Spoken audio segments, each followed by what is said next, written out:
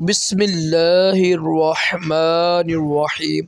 फरमान मुस्तफ़ा सल्लल्लाहु तआला अलैहि वसल्लम, जिसने मुझ पर एक बार दुरूद शरीफ पढ़ा उसका कबूल हो गया तो अल्लाह ताला उसके 80 साल के गुनाह माफ़ करेगा। सल्लु अला हबीब सल्लल्लाहु अलैहि मोहम्मद। नमाज पढ़ना अजीम सुन्नत मुबारक है। राशिद अत्तारी नूरी दवा खाना की तरफ से हो और आप देख रहे हैं मुजरब नुस्खे।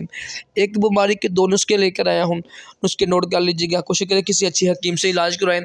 कि आम बीमारी होती है, ये ऊपर लिखा हुआ है, पढ़ लीजिएगा, बड़ा आसान है, उर्दू में लिखा हुआ है, ठीक है। तो इसकी वजूहात क्या होती हैं कि जोड़ों में दर्द होते हैं ना, जोड़ों में, घुटनों में, हाथ के जोड़ों में दर्द होता है, पाँव के जोड़ों में दर्द, इसको कहते हैं ये बीमारी का नाम लिखा हुआ है जी। तो इसका जो इलाज होता है ना, वो फितरती इलाज करें ना, इसका हल है वो करें, ठीक है। डॉक्टरी में क्या करते हैं वो भी लिखा हुआ है, ये ना तिब्बे फरंगी डॉक्टरी में क्या इसका इलाज करते हैं, वो तस्कीन देती हैं सिर्फ, उसकी वजह से मर्ज, ठीक है ना, यानी कुछ वक्त में आराम आ जाता है, लेकिन बेचारा फिर वो उसको दर्द होती है। तो इसके 2 नुस्खे लिखे हुए हैं, नुस्खे बड़े ही आसान हैं। कोशिश करें फिर भी किसी अच्छे हकीम से इलाज करवाएं आप, या किसी अच्छे डॉक्टर से इलाज कराएं।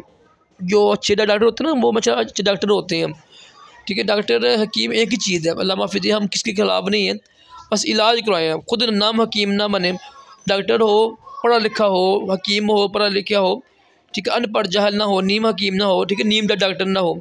ये नुस्खा लिखा हुआ है, इसको पीस लीजिएगा तो ये तैयार है जी।